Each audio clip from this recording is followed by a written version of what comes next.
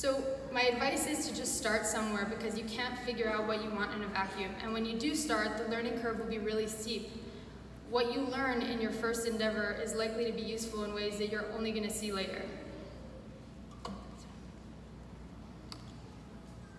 My second point is, give people something they need. And don't be discouraged if others are overlooking those needs. Your broad perspective from the education you've received can help you identify opportunities that others might not see. One day, at that first job, I got a call from my brother.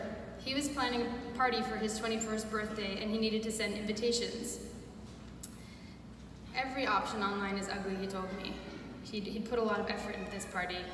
It was in his fraternity, and he'd bought mini palm trees and custom cups, and he thought he would have liked to send beautiful paper invitations, but he didn't have his friends' addresses at home, and he didn't have enough time or extra money. So he ended up sending an Evite, which most of you probably don't know what it is because you're too young, but it's an ad-based online invitation company, and it was covered with toilet paper ads. But what if he told me there was a way to create something that looks like what I wanted, like a beautiful, luxury piece of stationery that you design and then you send it all online? He said, I think people would use it and I think they'd pay for it. I agreed, and frankly, we had very little to lose, so when we started, we had a very clear vision of what the product should be, and it was all from the user's perspective. Neither one of us had a background in engineering, but James learned Photoshop and I learned user experience design just with our laptops and some programs. And with the money we'd saved from our jobs, we hired contractors to build the technical prototype. Just before we launched, we started pitching tech investors to raise some money, but the response from the tech industry was clear. No one thought it had legs. I remember one afternoon we'd just gone through pitching somebody, an early stage VC, and when we were done, he said, thanks for the time this afternoon, kids, but it's not right for me. Maybe my wife would use it, I'll have to ask her.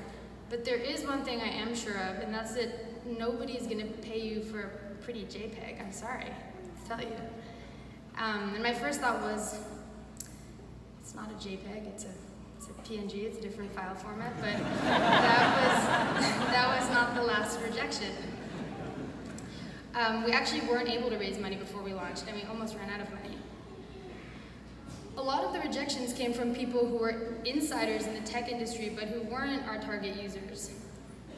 They weren't even representative of the bigger population. They were often men who didn't host parties often and just didn't see the need. But what made it all worth the effort is that when we finally launched the product, users understood it immediately. And these people, they weren't tech people, they were mainstream people. They were recent college grads having a Halloween party, or parents having unicorn birthday parties for their kids. People even use it for weddings. And it spread by word of mouth.